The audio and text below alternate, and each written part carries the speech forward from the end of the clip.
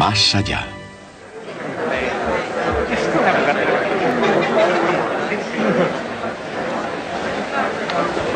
En un mundo de constantes restricciones, hay una magnitud de la que quedan existencias en abundancia. Es la entropía. La ciencia de la termodinámica se basa en 4 postulados fundamentales o axiomas, llamados los 4 principios de la termodinámica.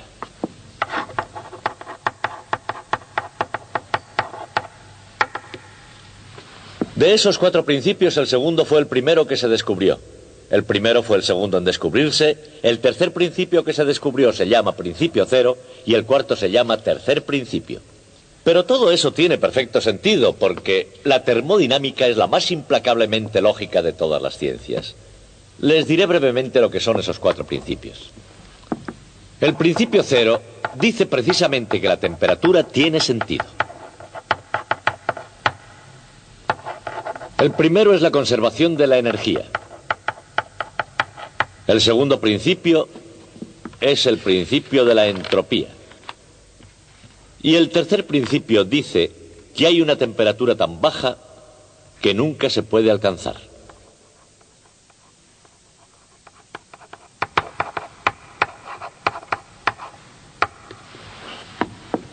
A partir de esos 4 principios se han deducido no solo las propiedades de la materia, sino el destino último del propio universo. Pero si queremos llegar a alguna parte, será mejor que empecemos. La Academia de Billar La Tiza es un oculto santuario de la suerte, donde tras el brillo chillón de las luces se reúnen famosos del deporte, elegantes de la alta sociedad y magnates de la industria con un interés común. Uno podría preguntarse cómo se las han arreglado esos caballeros para que sus nombres no salgan en los periódicos y no digamos en las revistas especializadas. Un observador casual podría preguntarse: ¿qué hacen unos chicos como esos en un lugar como este? Pero para los que están en el secreto, su objetivo es evidente. Investigan las leyes de la termodinámica.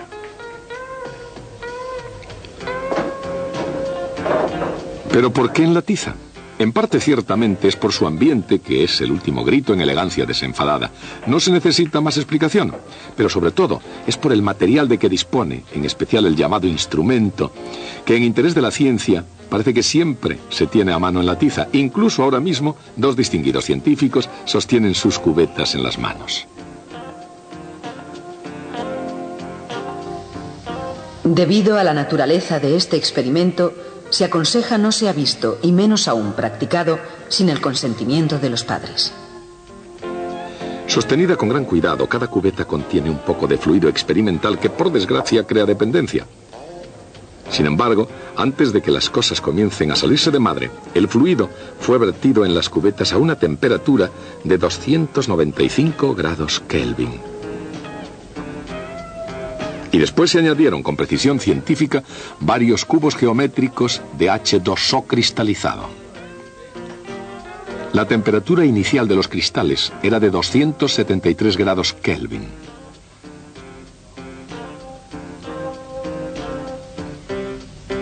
Con el tiempo, el calor del fluido caliente pasa a los cubos, pero el hielo, por el contrario, no se calienta. Los cubos no se derriten inmediatamente, lo cual suscita una controversia científica que, naturalmente, hace que sean necesarias más pruebas. En un total de 126 experimentos, ninguno de los científicos de La Tiza pudo encontrar un solo caso de un cubo de hielo caliente. Pero por otra parte, sí encontraron una mezcla diluida de las cualidades del fluido experimental. El hielo, manteniéndose a una temperatura constante de 273 grados Kelvin, se funde en agua líquida a medida que el calor penetra en él. ¿Cómo se explica este extraño comportamiento en La Tiza o, para el caso, en cualquier parte del mundo? Al fin y al cabo, el hielo se funde, por supuesto, pero mientras se mantiene en estado sólido, ¿por qué no se calienta? En todo caso, al final, tanto el hielo como el fluido experimental, y de hecho todas las cosas, terminan por alcanzar un estado de equilibrio.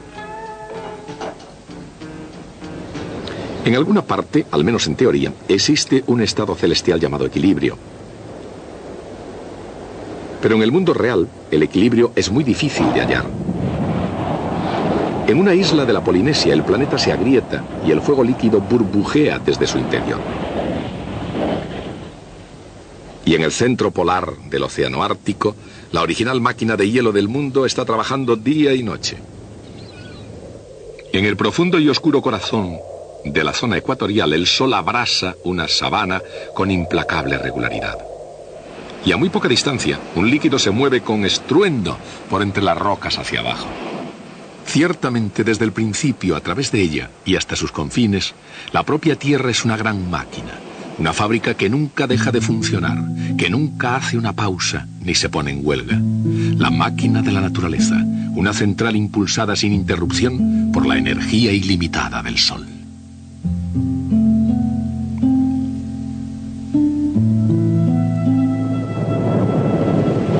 Tanto los vientos alisios de los grandes océanos, como los motores diésel de los grandes barcos que los surcan, todas las máquinas funcionan porque el calor en movimiento puede poner en movimiento a la materia.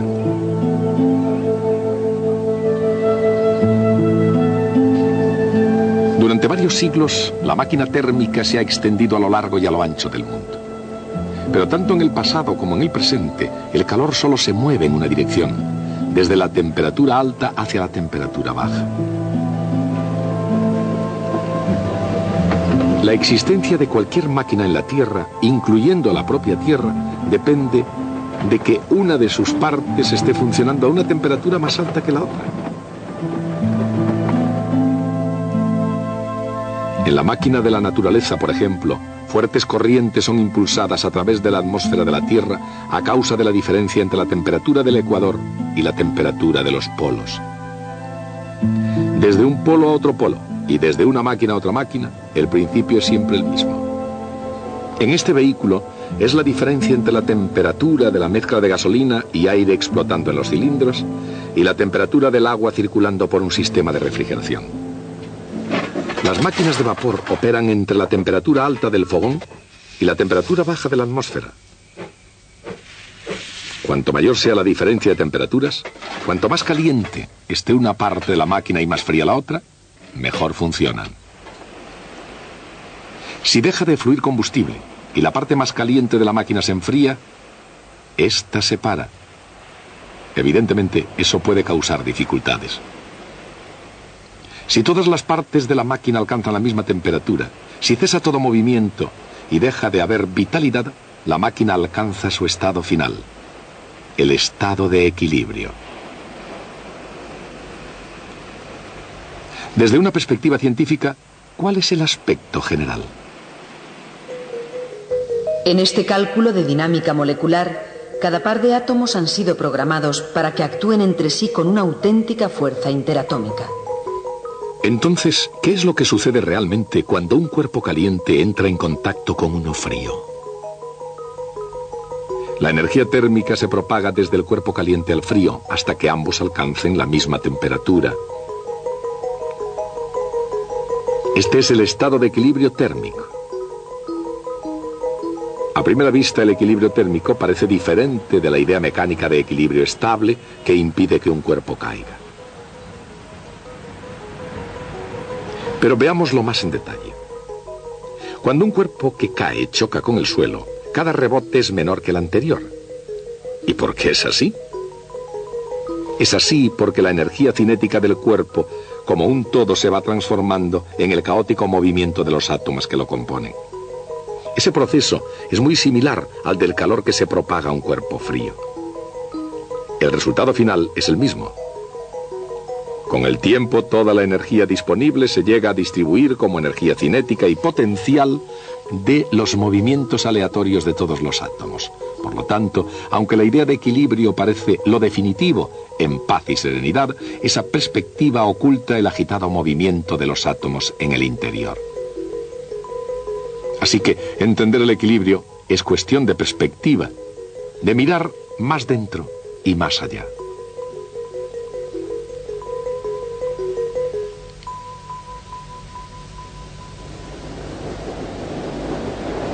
Como el equilibrio es un estado en el que todas las temperaturas son iguales, el equilibrio es un lugar donde ninguna máquina funciona. No hay géiseres lanzando sus chorros, ni volcanes en erupción, ni cataratas de agua. Las grandes máquinas no quieren funcionar y las pequeñas no pueden. En todas partes la naturaleza parece impulsada hacia el estado de equilibrio. Cuerpos calientes y cuerpos fríos luchando por conseguir la misma temperatura. Y cuerpos que caen convirtiendo un trabajo muy bueno en calor inútil. Desde el punto de vista de los físicos, cuando la naturaleza tiende a comportarse de una forma tan universal, debe haber una explicación científica. ¿Y la hay? La explicación comenzó como una idea, naturalmente una idea para la construcción de una máquina de vapor mejor. Hubo un joven llamado Carnot, cuya lógica fue capaz de demostrar que, para una fuente de trabajo competente, ninguna tan eficiente como una que sencillamente no funcione. Las ideas más grandes de Sade y Carnot nunca funcionaron y en el mundo real probablemente nunca funcionarán. No obstante, él había decidido crear una máquina tan perfecta como la naturaleza lo permitiera y la lógica para llegar muy cerca de ella. Dada una diferencia de temperaturas, una temperatura alta T sub B y una temperatura baja T sub 0, Carnot diseñó una perfecta abstracción. La máquina de Carnot toma calor Q sub B a la temperatura alta, convierte una parte del trabajo W y expulsa el resto, Q sub 0, como calor a la temperatura más baja. Como el ciclo de Carnot podía funcionar igualmente en sentido inverso, era la imagen de la máquina ideal, la máquina más eficiente que posiblemente las leyes de la naturaleza podían permitir. Pero con la temprana muerte de Carnot, sus ideas, prácticamente desconocidas desde el principio, parecían destinadas a quedar en el olvido.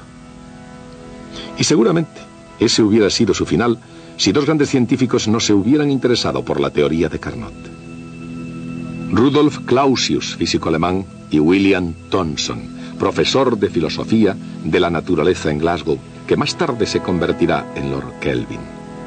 Rescatados los manuscritos originales de Carnot, de esas mismas páginas nació la ciencia de la termodinámica. En el razonamiento de Carnot, Clausius y Thomson observaron un hecho asombroso. Lo vieron en términos de una simplicidad matemática asombrosa.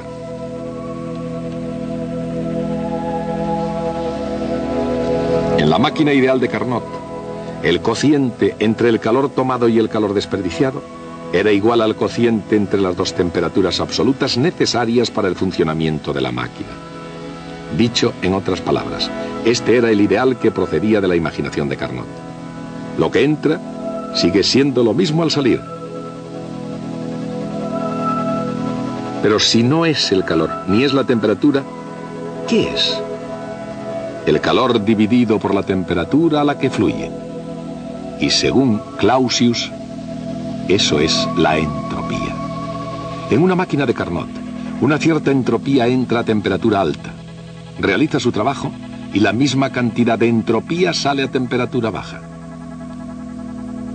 O sea que una máquina ideal no solamente conserva la energía, conserva también la entropía. Eso es el ideal. Pero, ¿qué pasa en la realidad? En el mundo real. ¿Qué sucede realmente con la máquina jadeante y rechinante? Por un lado, todas las máquinas conservan la energía. El trabajo es igual a la diferencia entre el calor que entra y el calor cedido. Pero, utilizando las mismas temperaturas, la máquina real produce menos trabajo que la máquina ideal de Carnot. Realiza menos trabajo y desprende más calor. Así, aun cuando la entropía que entra pueda ser la misma que en la máquina de Carnot, la entropía que sale es mayor. Eso es un hecho asombroso.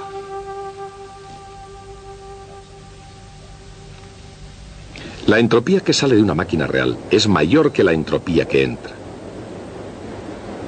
¿Podría eso significar que la máquina real crea entropía de la nada? En realidad sí.